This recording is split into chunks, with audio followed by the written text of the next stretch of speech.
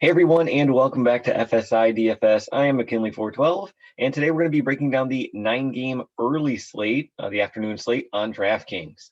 We're going to have a separate video out for the later slate happening on Saturday night, but for now, we're just focusing on the early slate here. No other concerns that we have to be worried about here, which is fantastic, but as always, just make sure you're paying attention to it. You never know when those spring or summer showers kind of crop up and there's going to be a delay. Same with COVID news. But we can just dive right into the pitchers here. And I'm going to highlight 5 pitchers that I am interested in. I'll make some notes about some other guys just in case you want to go there in your builds. But 5 guys I'm looking at. First one, Brandon Woodruff, obviously. Top of the price range here at 10,300. And he is in great form right now. He's got a 32% strikeout rate on the season. And you can just kind of go through his game logs here and just see how dominant he has been. He's only allowed 3 home runs all year long, which is incredible. In his 10 starts, 8 of his 10 starts, he's allowed 3 or fewer hits. So it's pretty amazing. You know, you can kind of see he's going into the 7th, 8th inning in these games, and he's still only allowing 3 or fewer hits to go along with the possibility of double-digit strikeouts. So at 10.3K, going up against the middle of the pack Arizona offense, I think he is an absolute top option on this slate. He'll probably be in my cash lineups, no doubt. Probably should be in your cash lineups as well. But if you don't want him in your cash lines, you definitely want to make sure that you have GIOLITO in there. So have one of the two, if not both of these top 2 guys in your cash line. GIOLITO, 30% strikeout rate on the season. However, his past 3 starts, it's up to a 36% strikeout rate. So he had that stretch. It all started with that Patriots Day game in Boston, where he just got absolutely lit up. Couldn't really even get past the first inning. Then he struggled after that for about a month or so, but these past 3, he seems to be back into that GIOLITO form that we know, the form that got him into that 5-figure price range earlier on in the season and last season. So GIOLITO at 9.5, I think he is another solid option going up against a Detroit team that does strike out a lot. They have been better lately, but they still strike out a lot. He has a slight walk concern. He's close to a 10% walk rate, which is high. So that's really the one issue I have with him here in this matchup. But GIOLITO, Woodruff, clearly the top 2 options on the slate. Make sure you have at least one of them in your cash lineups. Next guy I'm going to be targeting here is Rich Hill for Tampa Bay. Hill has a 26% strikeout rate on the season, so it's nothing to write home about, but it's also not menial. You can kind of see there are games, though, where his strikeouts are just not there, but he also has 3 games where he has 9 or more strikeouts. So his ceiling is definitely way up there, but he also does provide a nice floor even when he isn't striking guys out. And now he's going up against a Texas team who has struggled mightily against left-handed pitching. In the past 2 weeks, Texas bats against left-handed pitching. Sorry, in the past month, I read my notes wrong here. In the past month against left-handed pitching, Texas bats as a team are hitting 183. That's incredible. Even the best hitters on Texas are struggling. 183 team batting average against left-handed pitching in the month of May. We all know what Hill's ceiling can be. Texas does strike out quite a bit. So I think Hill at 8.3 is going to be a great mid-tier option if you do kind of land in that range in your lineups. 2 other guys I'm going to be focusing on here, and I'll tell you about Tyler Mahle for Cincinnati. Mahle, 28% strikeout rate. So him and the next guy I'm going to talk about kind of separate themselves in terms of strikeout rate in this range, in the salary range. So Mahle's got a 28% strikeout range so far this season. And he's going up against St. Louis, who is really struggling with the bat lately. In their past 5 games, Now, I'm not counting Friday night because the game is actually going on as we speak. But the past 5 games for St. Louis, they're averaging only 2.8 runs per game. So their offense is really struggling. In the month of May against right-handed pitching, they're only hitting slightly above 200. So I think Molly's in a great matchup here. We know what his ceiling can be. He's got high strikeout upside, but he can throw up the sinker, as we know. So that 7.6 price tag is kind of throwing in that risk that he does throw.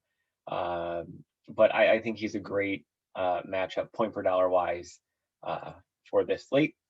And the last guy that is right below him that I want to really key in on, and that's Mike Minor. Mike Minor has been throwing really well as of late. His past 5 starts, he's got a 32% strikeout rate in his past 5 starts. So at 7.3K, we're talking about a guy with a 32% strikeout rate in great form. Sign me up. Now he's going up against Minnesota, who can have some pop in their bats, but Minnesota strikes out a lot as a team against left-handed pitching. They're more of a team that knocks around right-handed pitching. They struggle quite a bit against left-handed pitching. They 28% strikeout rate as a team against left-handed pitching. At Minor's salary of 7.3K, we're with that 2.5 multiplier. You know, I always like to look for, can they hit at least 2.5 times their salary? We're looking at, can he hit around 18 DraftKings points? And he can easily hit that against this team and then some. So he could even be in that 3.5K range, or 3.5x multiplier range. So Minor, again, he's like Molly. He can throw up the dud. He can get hit pretty hard. And that's kind of calculated and put into his salary, and that's why it's lower. But I think Minor is another great option. So those are the 5 pitchers that I think we really should be highlighting on this slate: Woodruff, Giolito, Hill, Molly, and Minor. Some other guys, you know, Rogers, he has a decent strikeout rate. He's at around a 30% strikeout rate, going up against a weaker Pittsburgh offense. He's a nice play. People might be flocking to Savali just because of Baltimore struggles. But he has a sub 20 strikeout rate. And I don't know, somebody with a strikeout rate that low, it really kind of puts me off them. But for GPP, absolutely go for it. Barrios, yeah. Means, I could see Means being a popular option just because he has great numbers. But he's allowed 6 home runs, multi-home run games in his past 3 starts here. So that is slightly concerning. He hasn't gotten more than 18 DK points in his past 4 starts after his no-hitter here. And that's kind of common for pitchers. They throw that no-hitter and then they kind of seem to struggle in the next few starts.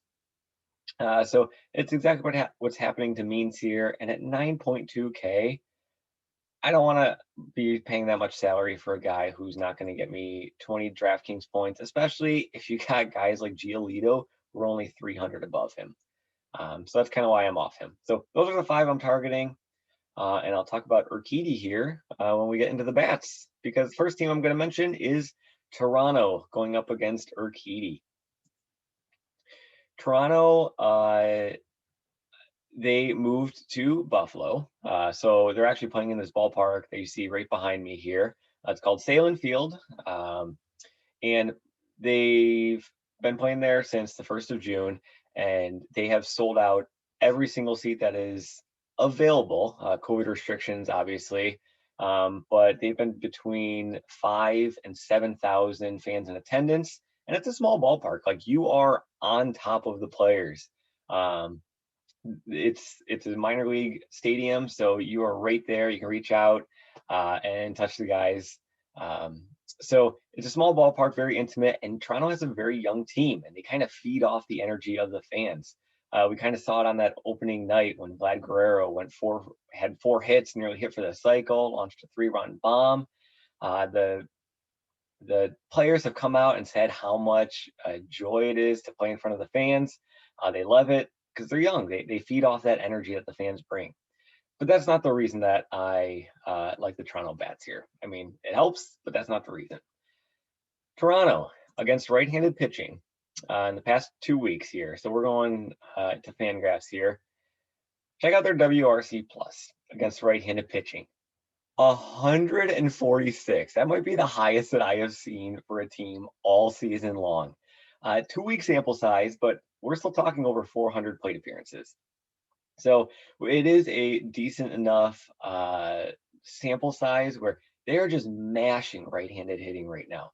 Their weighted runs above average is at 23.5. You can kind of see, you go down the list here, 10th place is at 2. And they're at 23. It's incredible how far they have separated themselves.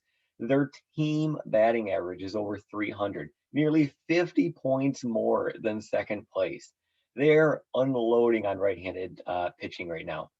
And Urquidy, while he is a solid pitcher, he has a strikeout rate of only 20%. So he's not really striking out many batters. And that's obviously going to favor this Toronto team. So if I was to go with a Toronto stack, I definitely want to be putting in Vlad Guerrero there. Teoscar Hernandez, I think, is another, not Grichuk. Teoscar Hernandez, I think he matches up very well against the right-handed hitters. I'd also be going with Gurriel as a cheaper option, 3.9. These are the three that I would be really targeting. If you're looking for some value, Rowdy Tellez, if he's in, obviously you kind of run into that first base eligibility issue, but 3K in that lefty-righty matchup. And if you do that, those 3 stacks or those 3 players for Toronto, you can easily throw in Woodruff and Giolito and have 3.2, 3.3 remaining. If you find a value guy at near min price, or like a guy at say you want to punt a catcher and you find somebody at 2.4, I'm clicking a guy. I'm not saying Severino's a great play, but down in that range, you're looking at 3.4 for your remaining lineup, which is entirely plausible.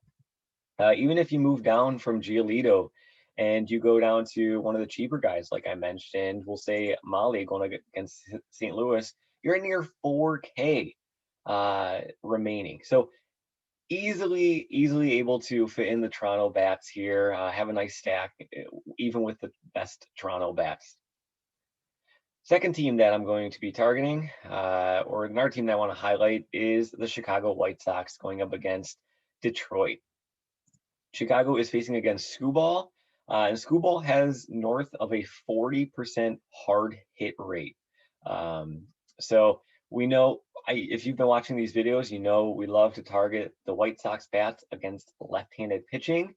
And Skubal, left-handed pitcher, 40% hard hit rate, and he's going on the road. And on the road, Skubal has an ERA of 7.05. Not good numbers. So we love the Chicago bats here. One, I guess it's an issue, is we went nearly this whole season and Madrigal was at like 3K and you had Vaughn at like 2.7K, and it was fantastic. You could jam in Chicago White Sox bats with these 2 value plays and opened everything up. But DK finally raised their prices. It says Vaughn's out here. He was on COVID protocol, but there is a good chance that he will play on Saturday. So make sure you're keeping up to date with that. But if I was to target the Chicago White Sox bats, first guy I'm locking in is Abreu. Abreu, 41 at-bats so far this season against left-handed pitching. And in those 41 at-bats, he has 5 home runs already. So he has an ISO of 410. He's absolutely mashing left-handed pitching. So Abreu would be the top guy for this team.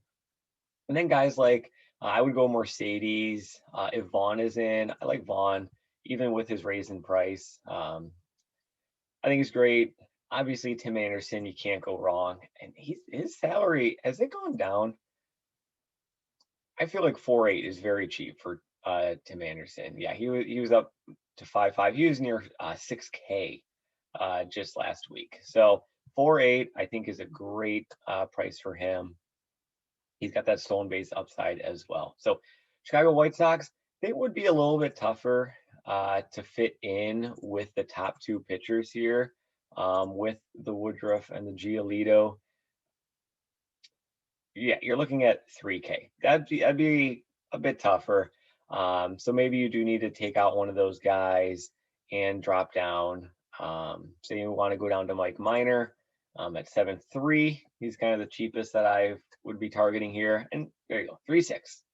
3.6. Totally capable of throwing in 3 stud Chicago White Sox bats with some decent pitching.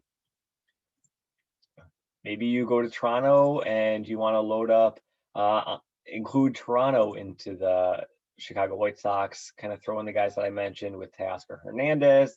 I really love Gurriel in this spot, 3-2. And that's paying down at one of your pitcher spots, but still having one of the stud top 2 going. So entirely possible there. As far as the remainder teams, there's nobody that is truly sticking out. I'm not going to fudge the numbers and really push a team in that I'm not really comfortable with. But on a 9-game slate, there are other options out there. There are other solid options. But I'm not going to really highlight, this team is an absolute smash spot. Toronto, the White Sox, I feel very comfortable in them.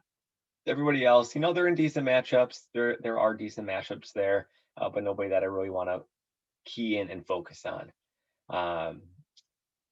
Just off the cut, Washington, they could be in a good spot going up against Philly. The Philly bullpen has really, really struggled. They got Howard on the mound to start. He's probably only going to go like 3 or 4 innings. So you're going to see a lot of the Philadelphia bullpen, and their ERA in the month of May, when I was scrolling through, it was one of the worst in the league. I think they were above 6.